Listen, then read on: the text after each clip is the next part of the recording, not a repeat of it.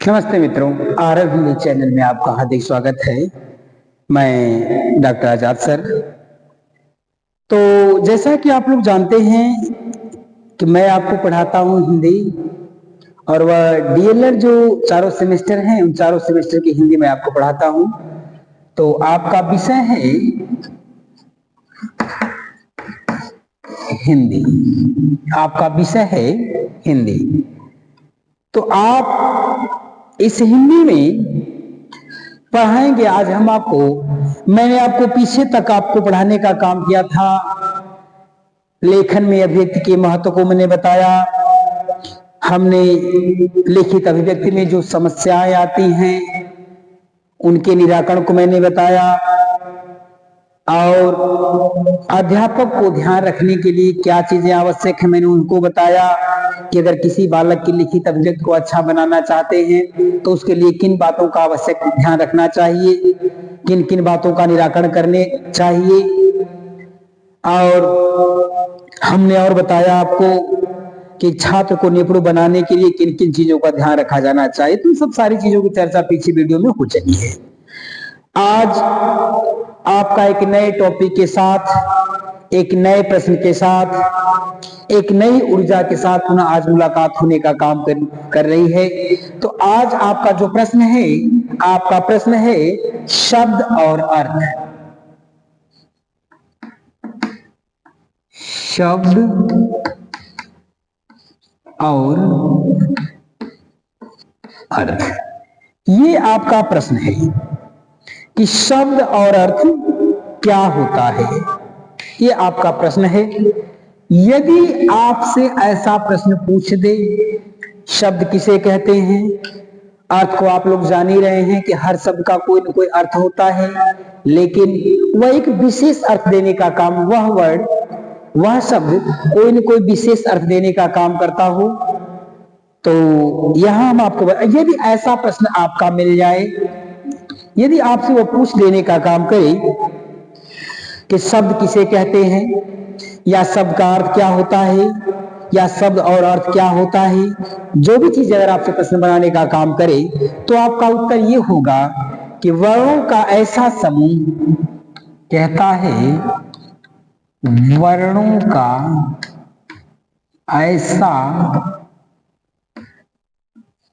का ऐसा समूह जिससे कोई भाव प्रकट हो, कहता है जिससे कोई भाव प्रकट हो। वर्णों का ऐसा समूह, उसने एक बात कह रखा है। यदि एक प्रश्न आपका आ जाए कि शब्द किसे कहते हैं, अर्थ की बात अभी छोड़ दी, केवल आप शब्द को समझिए। उसने कह रखा है कि शब्द किसे कहते हैं। अगर यही प्रश्न आपका आ जाए कि शब्द किसे कहते हैं, या यहाँ पे ठीक है, यहां से भी हो सकता है, यदि ये प्रश्न आपका आ जाए तो आपका बड़े सामान्य सा उत्तर होगा कि वर्णों का ऐसा समूह, यानी जो वर्ण है, जो अक्षर हैं, उन अक्षरों का एक ऐसा समूह होना चाहिए जिस समूह से कोई न कोई भाव प्रकट होता हो। या उसके कहने का मतलब ये है, वो ये कहना चाहता है, वर्ण आप जानते हैं अक्षर को कहा जाता है। तो उसने कहा कि अक्षरों का, यानी कई अक्षरों का एक समूह बनाया जाए, और उस कई अक्षरों के एक एक अक्षर को जोड़ करके एक समूह बनाया जाए, और जब समूह का निर्माण हो जाने का काम करता है तो वह समूह का जो निर्माण हो जाएगा, वह समूह निश्चित रूप से एक निश्चित भाव को प्रकट करने का काम करेगा, जिसे हम क्या कहते हैं, शब्द कहते हैं। यानी ये कहना चाहता है वर्णों का ऐसा समूह, यानी अक्षरों का ऐसा समूह, ऐसा झुंड, ऐसा मेल जिससे कोई न कोई भाव प्रकट होता हो, उसे क्या कहते हैं, कहता है उसे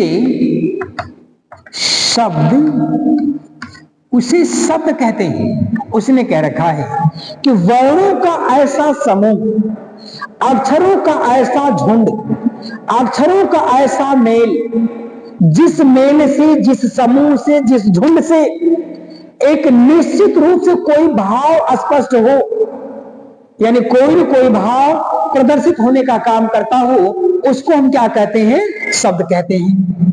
अगली बात उसने कह रखा है, अगली बात कहता है वह, अगली बात कहता है वह, जैसे क म ल। देखो इसने कह रखा, अब आपको समझा रहा, वह आपको बताने की कोशिश करने का प्रयास कर रहा है। आप चीजों को समझ लो। हो सकता अगर आप न समझ पाए हो कि वर्णों का झुंड, वर्णों का समूह क्या है, नहीं समझ पाए हो, उसको उसने आपको बताने का प्रयास किया हुआ है। कहता है जैसे हम लिखते हैं कमल, क म ल, यदि ऐसा लिखने का काम किया जा रहा है तो कहता है ये भी वर्ण है, ये भी वर्ण है, ये भी वर्ण है, यानी यह भी एक अक्षर है, ये भी एक अक्षर, ये भी एक अक्षर है। तो तीनों क्या है? एक एक अक्षर है। जब तीनों अलग अलग अक्षर हैं और तीनों अलग अलग अक्षरों को जब हमने क्या किया? मिला दिया, यानी क म ल। ये क्या है?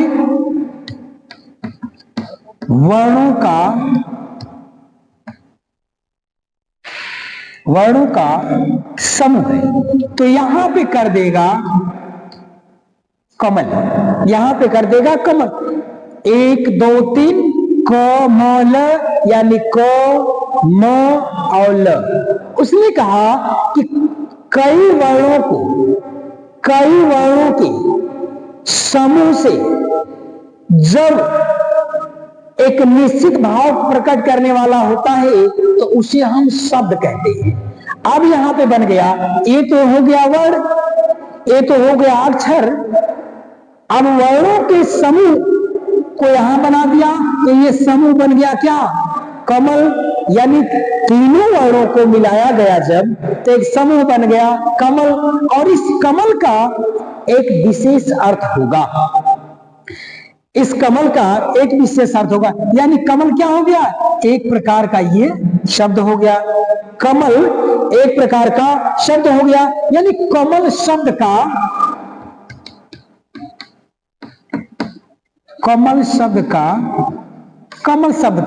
निर्माण हुआ।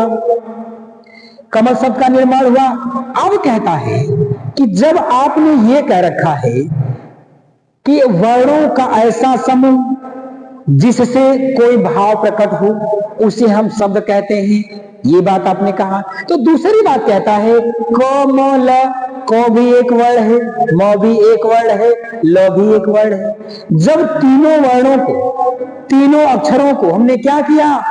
जोड़ दिया, मिला दिया, संयोग कर दिया, संधि कर दिया। जब मिला देने का काम मैंने किया, जब मिला दिया तो क्या हो गया? वर्णों का एक समूह बन गया। और जो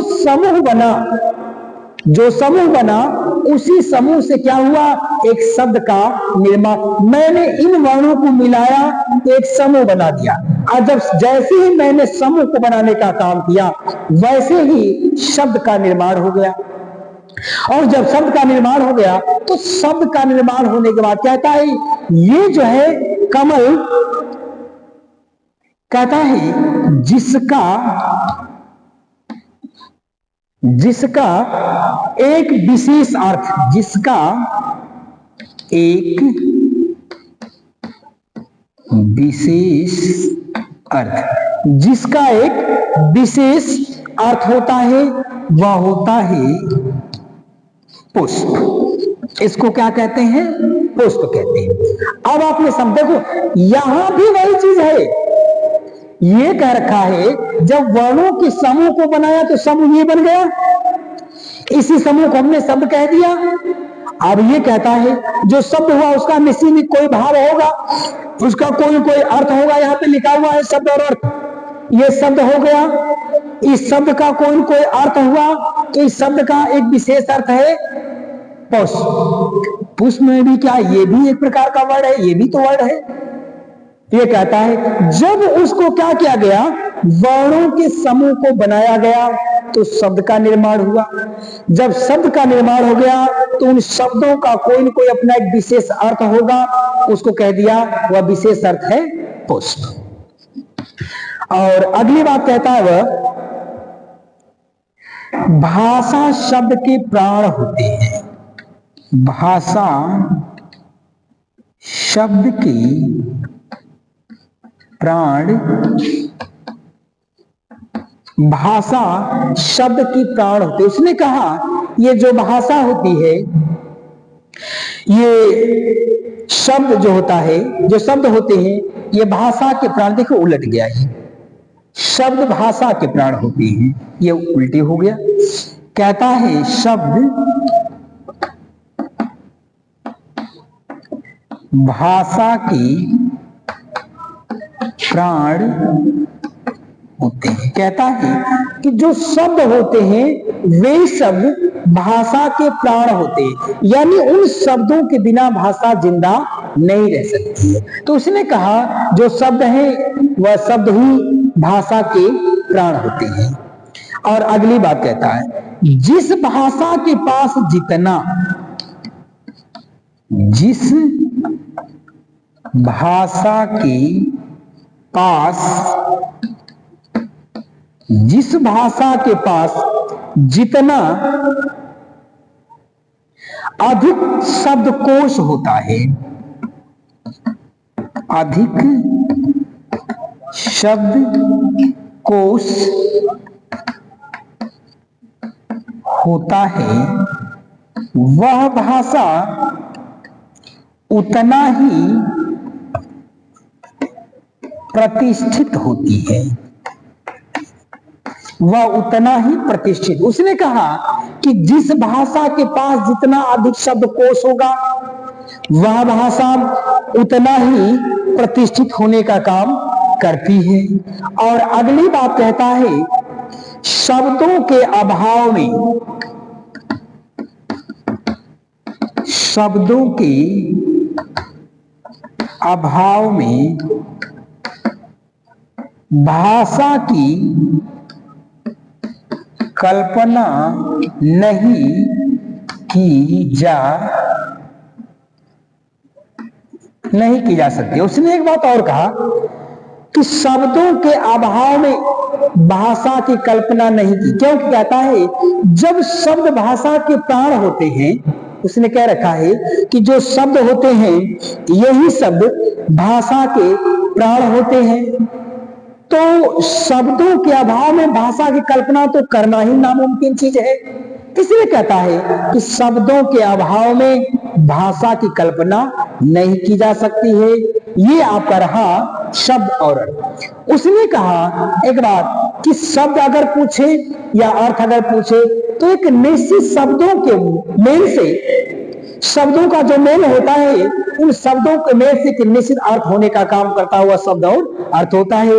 यहां उसने कह रखा है कि वर्णों का ऐसा समूह जिससे कोई भाव प्रकट होता हो, वर्णों का ऐसा समूह जिससे कोई भाव प्रकट होने का काम करता हो, उसे हम क्या कहते हैं? शब्द कहते हैं। उसको शब्द कहा जाता है। जैसे क, म, ल, ये सब के सब अलग अलग वर्ड हैं, अलग अलग अक्षर हैं। अब इन अलग अलग अक्षरों को मैंने एक समूह में जोड़ दिया। जब समूह में मैंने जोड़ा तो शब्द बन गए। देखो वो आप ऐसे समझिए उसको। कहता है वह कि कई वर्णों को मिला करके, यानी कई वर्णों को मिला करके एक शब्द का निर्माण होता है, और जब शब्द का निर्माण हो जाने का काम करता है तो उस शब्द का अपना विशेष रूप से कोई न कोई अर्थ होता है। यही होता है शब्द और अर्थ। तो यहां कह रखा है क, म, ल, ये क्या है? एक प्रकार के वर्ड हैं, एक प्रकार के अक्षर हैं। इन अक्षरों का एक समूह यहां मैंने क्या किया? मैंने यहां पे एक समूह को बना दिया, तो समूह बन गया, कमल बन गया। तो कहता है कि कमल क्या बना? एक प्रकार का शब्द बन गया, यानी एक अभी तो शब्द का निर्माण हुआ। अब उसने कहा जब शब्द का निर्माण हो गया तो इस कमल शब्द का एक निश्चित कोई न कोई अर्थ है, तो उसका अर्थ क्या हो गया? पुष्प हो गया। एक विशेष प्रकार का फूल हो गया, पुष्प हो गया। अगली बात कहता है कि जो शब्द होते हैं वे शब्द भाषा के प्राण होते हैं, यानी शब्दों के बिना भाषा नहीं जी सकती है, जिंदा नहीं रह सकती है। अगली बात कहता है कि जिस भाषा के पास जितना अधिक शब्दकोश होगा, जिस भाषा के पास जितना अधिक शब्दकोश होगा, कहता है वह भाषा उतना ही प्रतिष्ठित होगी, वह उतना ही सम्मानित होने का काम करेगी। अंतिम बात कहता है शब्दों के अभाव में भाषा की कल्पना को नहीं किया जा सकता। उसने कहा कि शब्दों के अभाव में भाषा की कल्पना को नहीं किया जा सकता है। तो ये आपने पढ़ा शब्द और अर्थ। आपने पढ़ा शब्द और अर्थ। अब एक नई चीज आपको पुनः मैं पढ़ाने की कोशिश करूंगा। फिर एक अगली टॉपिक है शब्द की परिभाषा। शब्द की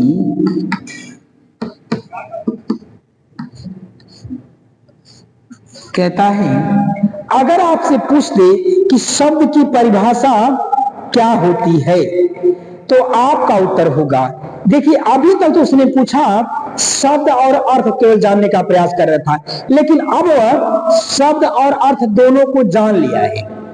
अब आपसे वो पूछने का काम कर रहा है कि शब्द की परिभाषा क्या होती है।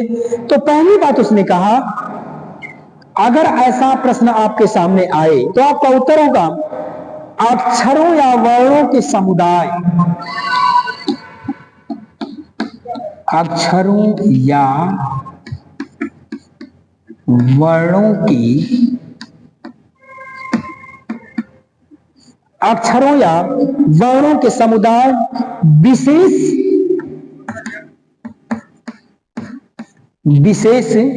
से शब्द बनते हैं, विशेष से शब्द बनते हैं। देखिए पहली बात उसने कहा अगर वो ही पूछे कि शब्द की परिभाषा क्या होती है तो आपका बड़े कम शब्दों में उत्तर होगा कि अक्षरों या वर्णों के समुदाय विशेष से। ये अक्षरों के, वही बात है, अक्षर कैसा वर्ग बातें कही, कहता है अक्षरों या वर्णों के समूह से या वर्णों के मेल से, समुदाय से विशेष शब्द बनते हैं, यानी वर्णों के समुदाय से विशेष शब्द का निर्माण किया जाता है। और दूसरी बात कहता है व्यक्ति विचारों के, कहता है व्यक्ति के विचारों, व्यक्ति के विचारों के प्रतीक उच्चारित, विचारों के प्रतीक उच्चारित ध्वनि समूह,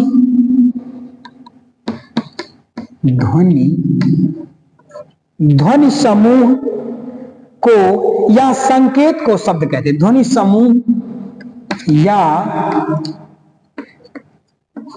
संकेत को शब्द कहते हैं, शब्द कहते हैं। देखिए यहां पे ये कह रखा है व्यक्ति के विचारों के प्रतीक, यानी व्यक्ति जो अपने विचारों के रूप में जिन प्रतीकों को उत्पन्न करने का काम करता है, जिनको उच्चारित करने का काम करता है, जो ध्वनि समूह या संकेतों को उच्चारित करने का काम करता है, उसी को हम क्या कहते हैं, शब्द कहते हैं। उसने कहा कि मानव के द्वारा जिस ध्वनि संकेत को, जिस ध्वनि शब्द को वह अपने मुख अवयव द्वारा उच्चारित करने का काम करता है, उसे हम क्या कहते हैं, शब्द कहने का काम करते हैं। अगली बात वह कहता है सुना जाने वाला, सुना जाने वाला प्रत्येक नाद, प्रत्येक नाद शब्द है। देखिए कहता है वह कि सुना जाने वाला, जिसको भी हम सुनते हैं, नाद मीन्स होती है आवाज, यानी जिस आवाज को हम लोग सुनने का काम करते हैं, वह हर एक आवाज, हर एक नाद शब्द होती है। हम जिसको भी अपने श्रवण इंद्रियों द्वारा, हम जिनको अपने कानों के द्वारा जिस भी ध्वनि को, जिस भी आवाज को, जिस भी नाद को हम सुनने का काम करते हैं, उसे हम क्या कहते हैं? शब्द कहते हैं, उसे हम कहते हैं शब्द। और अगली बात कहता हुआ, व्याकरण की दृष्टि से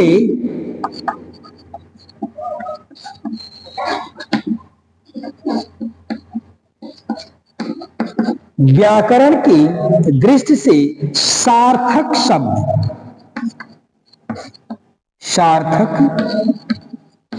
सार्थक शब्द व्याकरण की दृष्टि से सार्थक ध्वनि के लिए, शब्द नहीं ध्वनि है, सार्थक ध्वनि शब्द कहते हैं। सार्थक ध्वनि को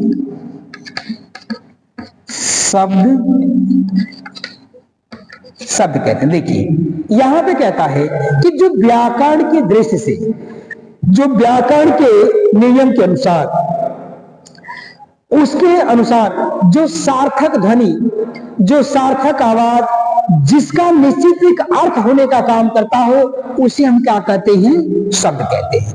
जो सार्थक ध्वनि होती है उसे हम क्या कहते हैं? शब्द कहने का काम करते हैं। अगली बात कहता है, तीसरी बात कहता हुआ, जिसे सुनकर,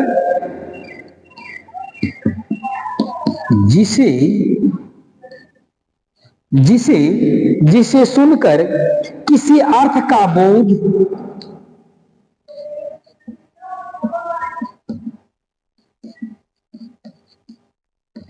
किसी अर्थ का बोध होता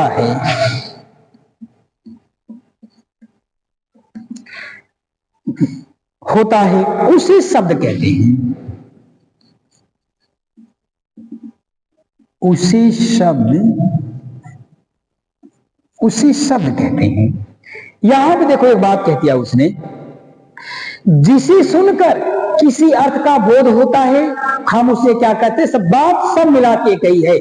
यहां से आप कैसे समझ लीजिए, अगर शब्द की परिभाषा आपसे पूछे तो आपका उत्तर होगा अक्षरों या वर्णों का जो समुदाय है, जिसका विशेष कोई न कोई, जिससे विशेष शब्द बनते हो, यानी अक्षरों या वर्णों के समुदाय से शब्द का निर्माण होता है। व्यक्ति के विचारों में उसके जो प्रतीक चिन्ह होते हैं, जिन ध्वनियों का उच्चारण करता है, और व्यक्ति अपने श्रवण इंद्रिय द्वारा अर्थात कानों द्वारा जिनको भी सुनने का काम करता है, वह क्या सुनता है? उसे ही शब्द कहा जाता है। दूसरी बात का, सुने जाने वाला प्रत्येक शब्द, हर एक चीज जिसको हम लोग सुनने का काम करते हैं, तो सुने जाने वाला प्रत्येक शब्द नाद कहलाता है, अर्थात क्या कहलाता है? आवाज कहलाता है। वह क्या है? शब्द होता है। और अगली बात कहता है, व्याकरण की दृष्टि से सार्थक ध्वनि को शब्द कहते हैं। यानी व्याकरण की दृष्टि से जो सार्थक ध्वनि होती है उसे हम क्या कहते हैं? शब्द कहते हैं। और अंतिम बात कहता, जिसे सुनकर किसी अर्थ का बोध हो, जिसे सुनकर किसी अर्थ का बोध होता है, उसे हम क्या कहते हैं? शब्द कहने का काम किया जाता है। यह आपका रहा शब्द की परिभाषा, यानी जिसे सुन करके एक निश्चित अर्थ को लगाने का काम किया जाता है, उसे हम क्या कहते हैं? शब्द कहने का काम किया जाता है। और अगली टॉपिक हम आपको बताएंगे, एक प्रश्न है, अगर ऐसा प्रश्न आपके सामने आ जाए, शब्द एवं पद, शब्द एवं पद कहता है, अगर ऐसा आपके सामने देता है, देखिए सब चीज देगा आपके पेपर में, निश्चित रूप से आएगा, चाहे शब्द की परिभाषा दे, शब्द का अर्थ दे, शब्द क्या होता है, अर्थ क्या होता है, या शब्द दे देगा एवं पद दे देगा, चाहे शब्द केवल पद, लेकिन देगा निश्चित। तो यदि ऐसा प्रश्न आपसे आ जाए, शब्द पूछे चाहे पद पूछे, चाहे शब्द एवं पद पूछे, दोनों अगर पूछता है, यदि ऐसा आपसे पूछने का काम करे, तो आपका एक सामान्य सा उत्तर होगा कि हम भाषा का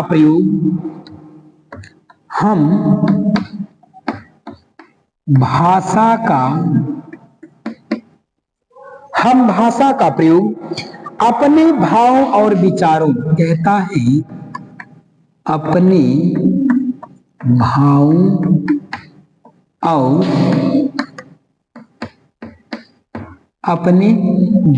और विचारों को का आदान प्रदान करने के लिए, विचारों का आदान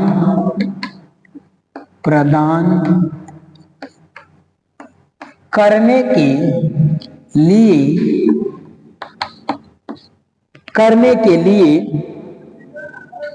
करते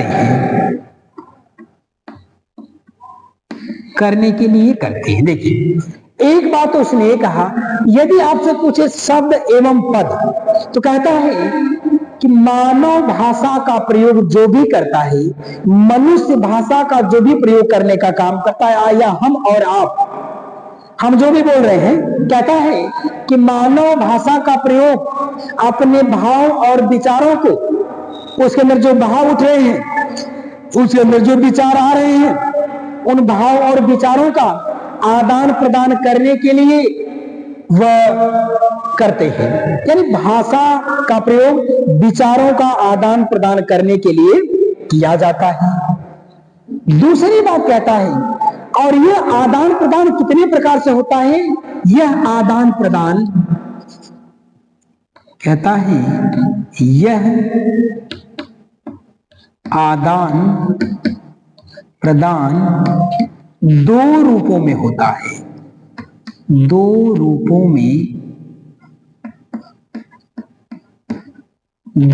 में होता है। नंबर एक लिखित और नंबर दो मौखिक। कहता है ये दो रूपों में करने का काम किया जाता है, एक होता है लिखित और एक होता है मौखिक। उसने कहा मनुष्य अपने विचारों का, अपने भावों को, अपने बात को समझाने के लिए, अपनी बातों को व्यक्त करने के लिए व्यक्ति भाषा का प्रयोग करने का काम करता है, या आदान प्रदान करने के लिए भाव और विचारों का प्रयोग करने का काम करता है। लेकिन कहता है यह जो भाषा या भाव का आदान प्रदान करने के लिए, इसका प्रयोग दो तरह से करने का काम किया जाता है। इसका प्रयोग दो तरह से होता है, एक लिखित होता है और एक मौखिक। यानी मानव अपनी भाषा का आदान प्रदान के दो प्रकार है। यदि कभी आपसे प्रश्न दे दे कि मनुष्य की भाषा के आदान प्रदान के कितने प्रकार हैं, यानी भाषा आदान प्रदान के कितने प्रकार हो सकते हैं, तो आप कर दीजिएगा कि मानव के भाषा का आदान प्रदान का मात्र दो प्रकार होता है, एक होता है लिखित और एक होता है मौखिक। तो भाषा आदान प्रदान करने कितने प्रकार होते हैं? दो प्रकार होते हैं, या दो रूप होने का काम करते हैं। और अगली बात कहता है अपनी बात वाक्यों के सहारे, अपनी बात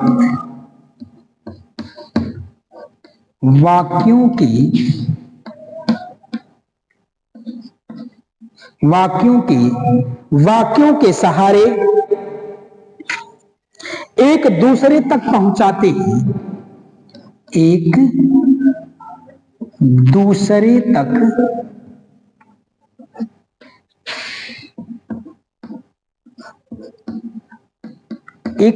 तक पहुंचाते हैं। देखिए, ये दो बात उसने कह रखा है।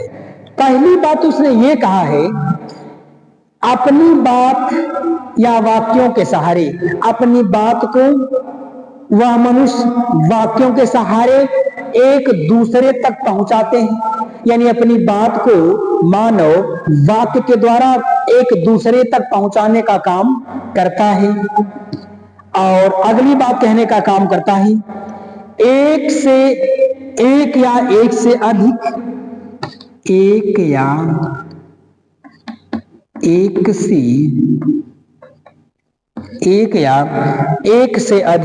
या एक से अधिक ध्वनि के मेल से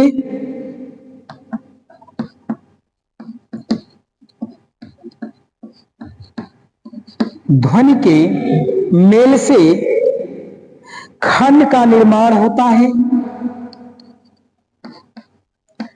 खंड का निर्माण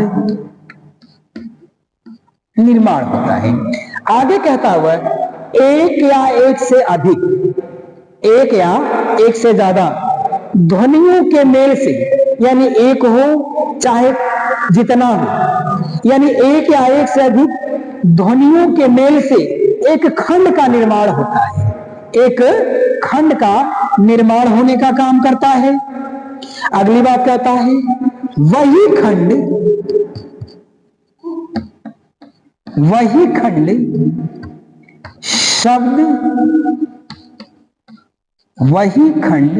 शब्द कहलाते हैं। कहता है कि एक या एक से अधिक जो ध्वनि है उन ध्वनि खंडों के मेल से, कहता है खंड का निर्माण, कहता है एक या एक से अधिक जो ध्वनियां हैं उन ध्वनियों के मेल से एक खंड का निर्माण होता है।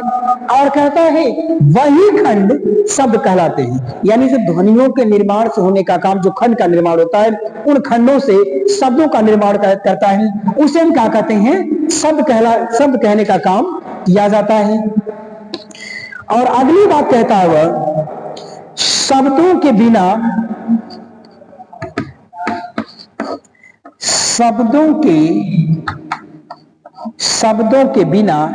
भाषा का कोई अस्तित्व नहीं है। शब्दों के बिना भाषा का कोई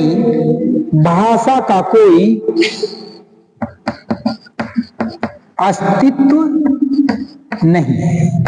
कहता है कि शब्दों के बिना भाषा का कोई भी अस्तित्व नहीं, शब्दों के बिना भाषा का कोई अस्तर नहीं है, यानी वास्तव विहीन अस्तर कोई हो ही नहीं सकता है। और अंतिम बात, अगली बात कहने का काम करता है ये, शब्द ही भाषा का वास्तविक खजाना है। शब्द ही भाषा का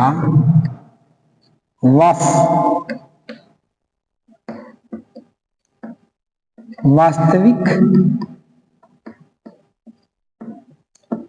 शब्द ही भाषा का वास्तविक खजाना है। यानी उसने ये कहना चाहता है कि जो शब्द होते हैं वही शब्द भाषा का मूल खजाना है, मूल संपत्ति, मूल खाती है। और अगली अंतिम बात वो कहना चाहता है वह,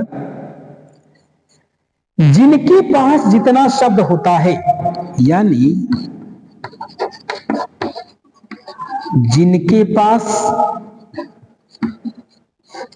जितना शब्द होता है,